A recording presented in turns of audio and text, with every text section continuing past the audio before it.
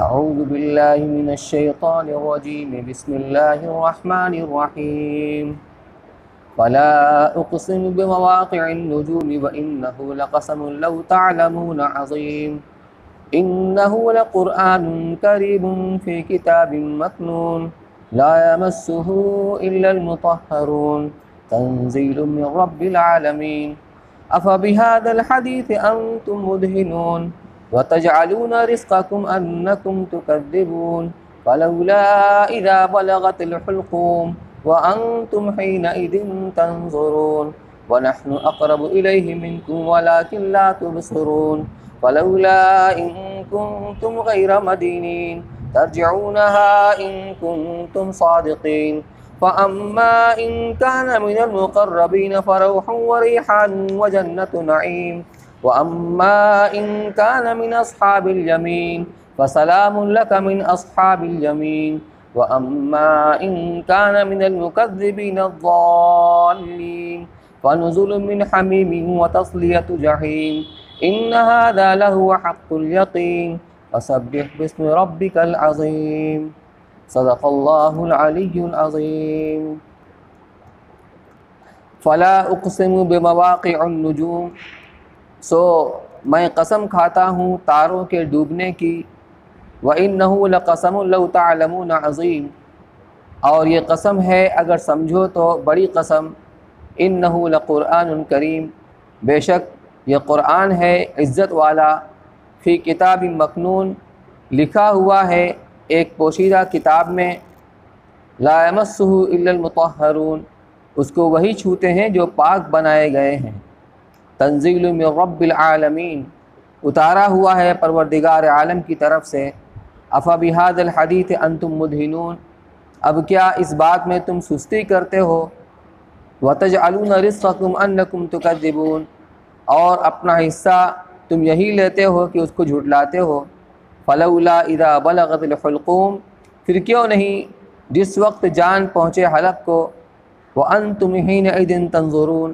اور تم اس وقت دیکھ رہے ہو وَنَحْنُ أَقْرَبُ إِلَيْهِ مِنْكُمْ وَلَكِنْ لَا تُبْصِرُونَ اور ہم اس کے پاس ہیں تم سے زیادہ پر تم نہیں دیکھتے فَلَوْلَا إِن كُنتُمْ غَيْرَ مَدِينِينَ پھر کیوں نہیں اگر تم ہو کسی کے حکم میں ترجعونها إن كنتم صادقین تو کیوں نہیں پھیر لیتے اس روح کو اگر ہو تم سچے فَأَمَّا إِن كَانَ مِنَ الْمُقَرَّبِينَ سو جو اگر وہ مردہ ہوا مقرب لوگوں میں فرح و ریحان و جنت نعیم تو راحت ہے اور روزی ہے اور باغ نعمت کا وَأَمَّا إِن كَانَ مِنْ أَصْحَابِ الْيَمِينَ اور جو اگر وہ ہوا داہنے والوں میں فَسَلَامٌ لَكَ مِنْ أَصْحَابِ الْيَمِينَ تو سلامتی پہنچے تجھ کو داہنے والوں سے وَأَمَّا إِن كَانَ مِنَ الْمُكَذِّبِينَ الضَّالِّينَ اور جو اگر وہ ہوا جھٹلانے والوں بہکنے والوں میں سے فَنُزُلٌ مِّنْ حَمِيمٍ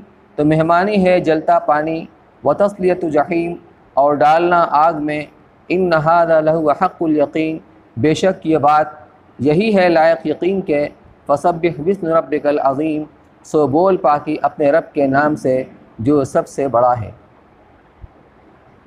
اس کے اوپر کی آیات میں اللہ تبارک و تعالیٰ نے اپنی کمال قدرت کا بیان کیا تھا۔ ہرے بھرے درخت سے آگ کا پیدا کرنا، بادلوں سے میٹھے پانی کا برسانا جس کے ذریعے سے انسانوں کی غذا اور خوراک جانوروں کی غذا و خوراک کا انتظام کرنا، اسی طریقے سے انسان کی پیدائش کا جو ایک ظاہری سبب ہے قطرہ منی کو اس کے مقام رحم مادر تک پہنچانا، لیکن اس کے بعد جتنے بھی کام ہیں اس قطرے کو منجمد کرنا، خون کا لوتھڑا بنانا، اس سے گوشت کی بوٹی بنانا، پھر اس کے اندر باریک باریک مشینیں، دل ہے، جگر ہے، پھیپھڑا ہے، ہاتھ ہے، پیر ہے، کان، آنکھ، ناک، سوچنے سمجھنے کی صلاحیت، یہ ساری کی ساری اللہ نے اس چھوٹے سے کارخانے کے اندر بنا کر ایک جیتا جاگتا انسان کو اس دنیا کے اندر اللہ تعالیٰ نے ظاہر کیا۔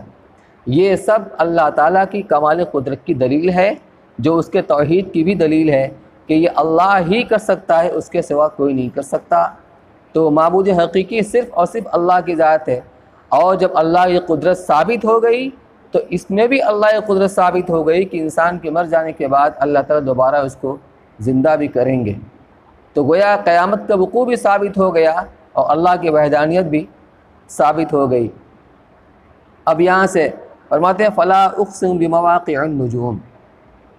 لا اقسم، لا عربی کے اندر عموماً جو آتا ہے نفی کے معنی کے لیے آتا ہے۔ لا تضرب، مت مارو، لا تفعل، مت کرو۔ لیکن جب قسم کے لیے لا کو لایا جاتا ہے تو نحوی اصول کے مطابق اس لا کو لا زائد مانا جاتا ہے کہ یہاں اللہ کا کوئی معنی نہیں ہے، کوئی مطلب نہیں ہے۔ لا اقسم کا مطلب ہونا چاہیے بظاہر میں قسم نہیں کھاتا، لیکن اس کا یہ مطلب نہیں ہے، اس کا مطلب ہے قسم ہے، میں قسم کھا کے یہ بات کہہ رہا ہوں۔ اور دنیا میں انسان اپنی بات کو مؤکد کرنے کے لیے جب سامنے والا اس کا مخاطب اس کی بات پر یقین نہیں کرتا تو اپنی بات پر یقین کروانے کے لیے، منوانے کے لیے وہ قسم کھا کر کہتا ہے کہ میں قسم کھا کے کہہ رہا ہوں کہ یہ جو کہہ رہا ہوں میں صحیح کہہ رہا ہوں۔ لیکن اللہ تعالیٰ کو کیا ضرورت ہے؟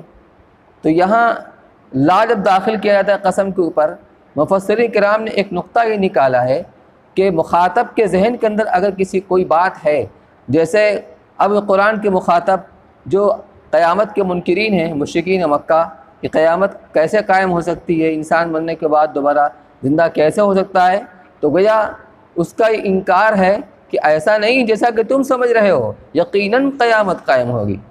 تو فرمایا فلا اقسم بمواقع النجوم۔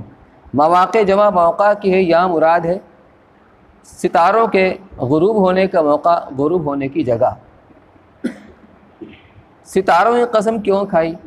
اللہ تعالیٰ نے قرآن پاک کے اندر جا بجا مختلف چیزوں کی قسمیں کھائی ہیں۔ ایک جگہ اللہ کے رسول صلی اللہ علیہ وسلم کی عمر کی بھی قسم کھائی ہے، تو اس کا مفسرین نے جواب دیا ہے کچھ نہ کچھ مناسبت تو ہوتی ہی ہے قسم اور مقسم علیہ سے، جس بات پر قسم کھائی جاتی ہے اس سے، اور کبھی اس کی عظمت شان کو ظاہر کرنا مقصود ہوا کرتا ہے جس کی قسم اللہ تبارک و تعالی کھاتے ہیں۔ لعمرک، قسم ہے آپ کی عمر کی۔ تو یہاں ستاروں کی قسم کھائی گئی ہے۔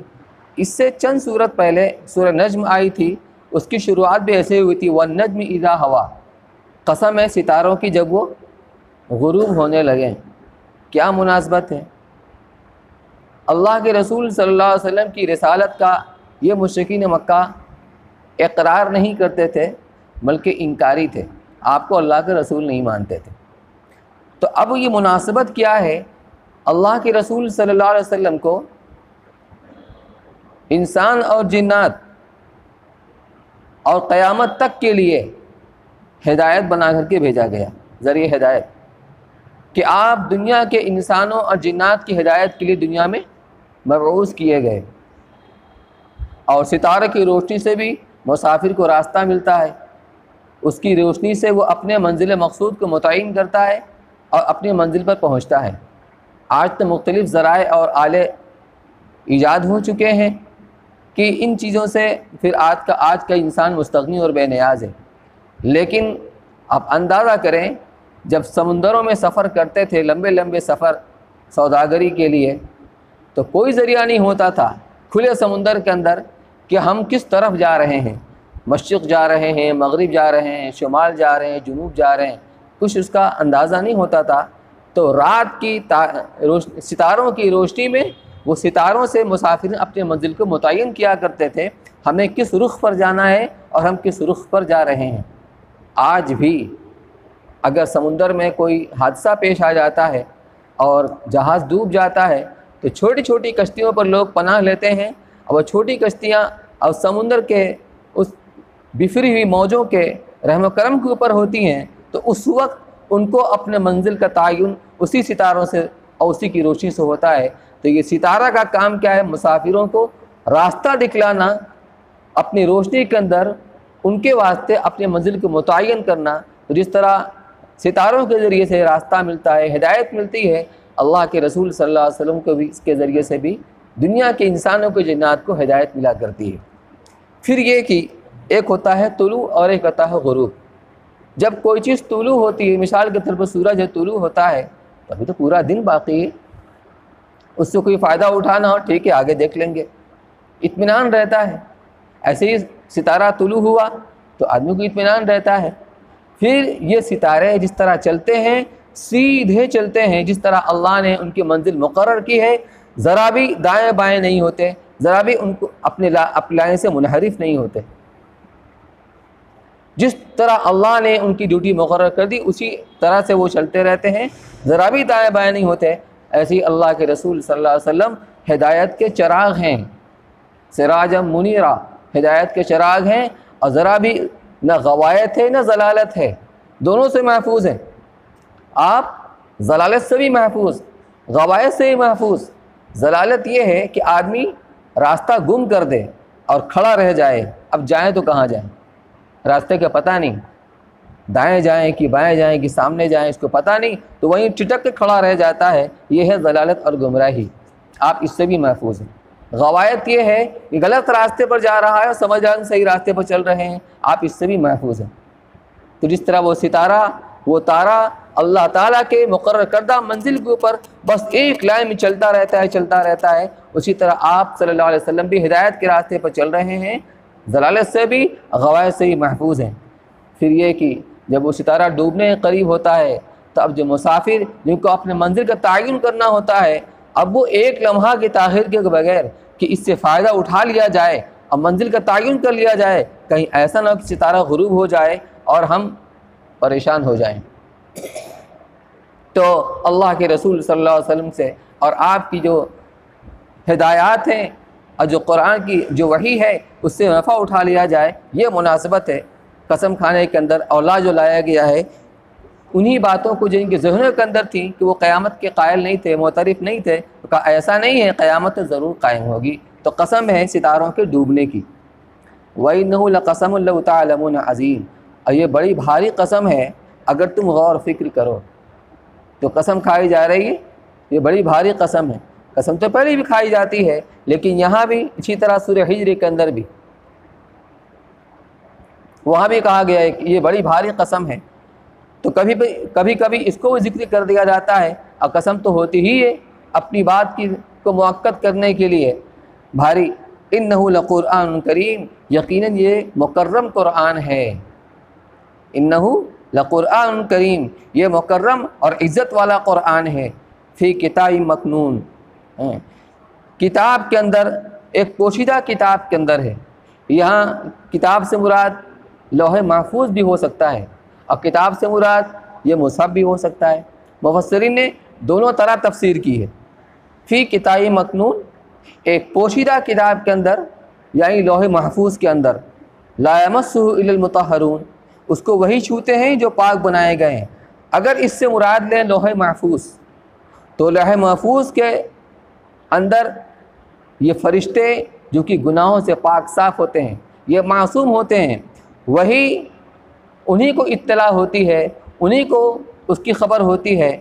لا یمسہ الا المطہرون، مس یمس کے معنی آتے ہیں چھونا، ہاتھ سے ٹچ کرنا۔ لوح محفوظ ایسی چیز کوئی نہیں ہے کہ اس کو ہاتھ سے چھوا جائے، مراد ہے کہ قرآن کے مضامین کے اوپر مطلع ہونا، تو مطلع وہی لوگ ہوتے جو معصوم ہیں، گناہوں سے پاک صاف ہیں، مراد ہیں فرشتے۔ اور اگر کتاب مکنون سے مراد لیا جائے مصحف قرآنی، یہ قرآن جو ہمارے سامنے لکھا ہوا ہے، تب اس کا مطلب ہوگا لا یمسہ الا المطہرون، کہ اس کو ہاتھ نہیں لگا سکتے مگر وہی لوگ جو پاک صاف ہوں۔ پاک صاف کا مطلب ان کے ہاتھ میں ظاہری نجاست بھی لگی ہوئی نہ ہو اور باطنی نجاست سے بھی پاک صاف ہوں، یعنی بے وضو نہ ہو، با وضو ہوں، اور جنوبی بھی نہ ہو کہ ان کو غسل کی حاجت ہو، تو جنابت سے ہی پاک صاف ہوں، اور حدث سے ہی پاک صاف ہوں، یعنی با وضو ہوں، وہی اس کو ہاتھ لگا سکتے، دوسرا کوئی ہاتھ نہیں لگا سکتا۔ نہ یہاں لا یمسہ یہ خبر ہے بظاہر، لیکن کبھی کبھی خبر انشاء کے معنی میں ہوا کرتا ہے، اس کا مطلب یہ اس کو ہاتھ نہ لگائے مگر وہی لوگ جو پاک صاف ہے، یعنی باوضو، کیونکہ یہ قرآن کریم ہے۔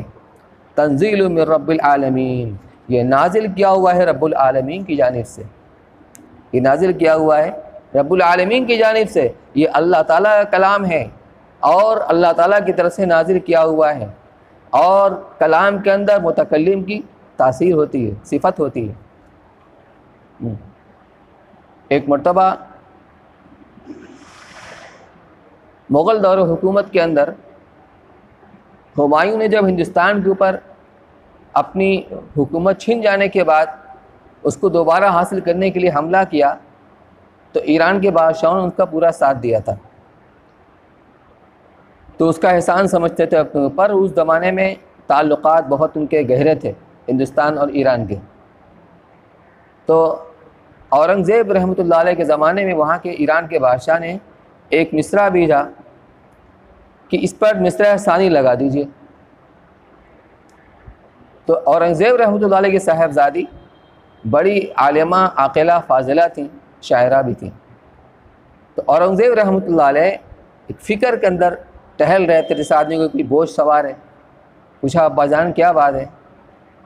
تو کہا بیٹی کوئی بات نہیں ہے، لیکن انہوں نے اصرار کیا تو بتایا کہ ایک مصرع آیا ہے، مصرع ثانی لگانا ہے اس کے اوپر۔ تو کہا اگر آپ کی اجازت ہو تو میں کوشش کروں۔ کہا ٹھیک ہے، کوشش کر کے دیکھ لو۔ تو انہوں نے مصرع ثانی لگایا اور اس کو بھیجا گیا، تو بادشاہ کو اتنا پسند آیا کہ انہوں نے اس مصرع لگانے والے کو انعام دینے کا فیصلہ کر لیا، اور بادشاہ کے پاس یہ خط لکھا، یہ آدمی بھیجا کہ جس نے مصرع ثانی لگایا ہے اس کو ہمارے پاس بھیج دیا جائے، ہم اس کو انعام سے نوازیں گے۔ اب بادشاہ پھر فکر میں کہ لکھا تو میری بیٹی نے ہے، اس کو کیسے بھیجا جائے؟ بہت دیندار بادشاہ تھا اورنگزیب رحمۃ اللہ علیہ، اپنے ہاتھ سے ٹوپی کی سلائی کرتے تھے، اسی کی مزدوری کھاتے تھے، بیت المال سے کچھ نہیں لیتے تھے۔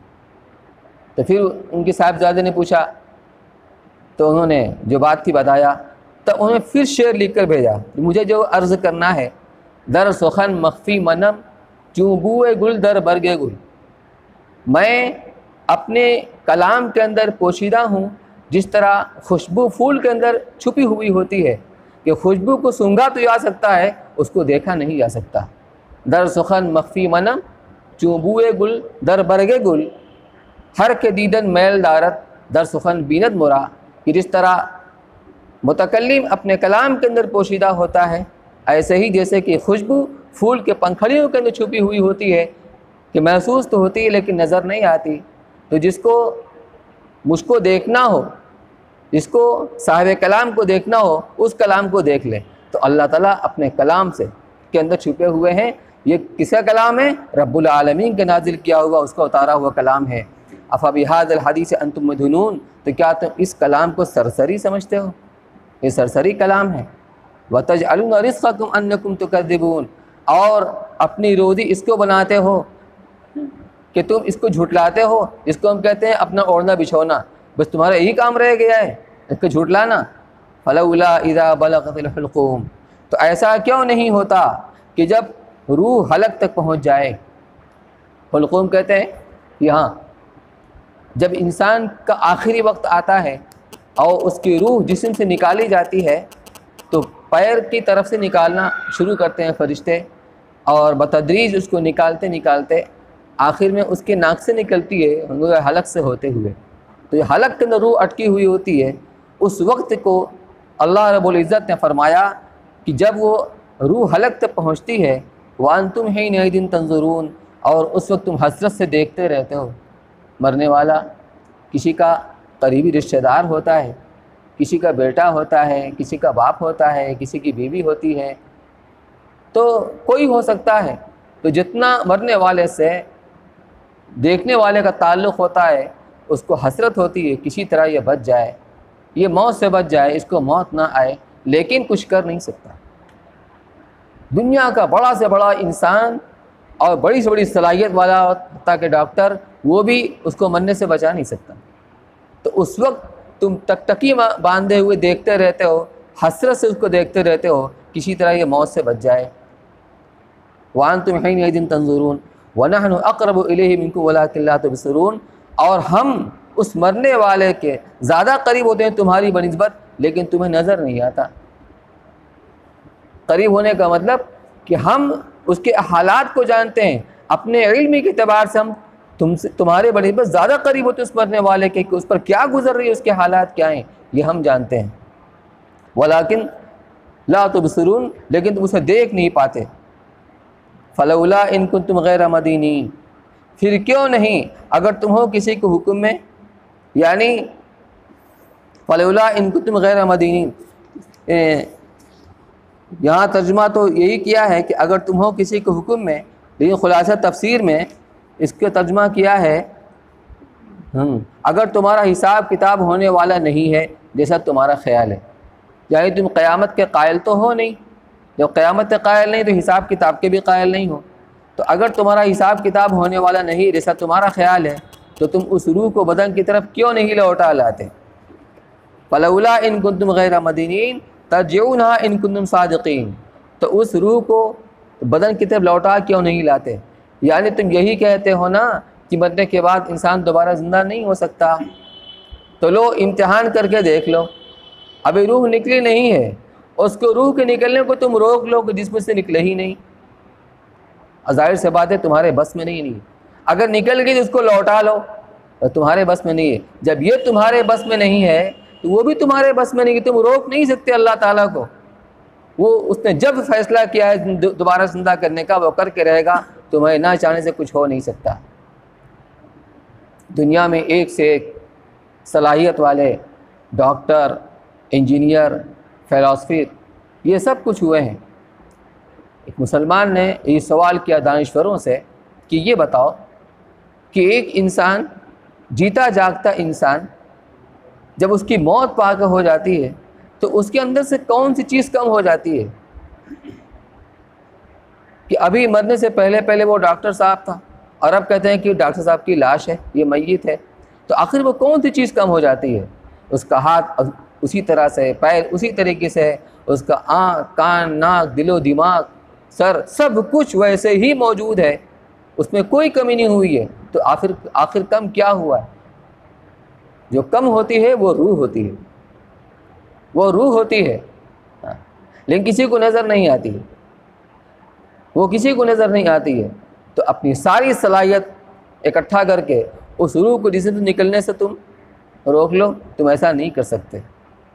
تو اللہ تعالیٰ دکھلا رہے ہیں کہ اگر واقعتاً تم یہ کر سکتے ہو کہ ہم کسی کو مرنے کے بعد زندہ نہ کریں تو تم اسی کو کر کے دکھا دو، اس کی روح کو روک لو جسم سے نہ نکلے، یا نکل گئی تو اس کو لوٹا لو، ظاہر سے بات ہے تمہارے بس میں نہیں ہے۔ فَأَمَّا إِن كَانَ مِنَ الْمُقَرَّبِينَ، تو مرنے والا تو مر جائے گا، حساب کتاب تو دینا ہے، قیامت تو واقع ہوگی، لیکن شروع میں بتایا تھا کہ 3 گروہ ہوگا، 2 گروہ تو اصحاب الیمین کا ہوگا اور 1 گروہ اصحاب الشمال کا ہوگا۔ اصحاب الیمین کے اندر ایک اعلیٰ طبقے کے لوگ اور ایک اس سے کم درجے کے لوگ ہوں گے۔ فَأَمَّا إِن كَانَ مِنَ الْمُقَرَّبِينَ، تو پھر مرنے والا اگر مقربین میں سے ہوگا، مقربین سابقین میں سے، فَرَوْحٌ وَرِيحَانٌ وَجَنَّةُ نَعِيمٍ، تو راحت ہے اور روزی ہے اور باغ نعمت کا، یعنی اس کے لیے تو راحت ہی راحت ہے اور فراغت کی غذائیں ہیں اور آرام کی جنت ہے، اس کے لیے کیا کہنے۔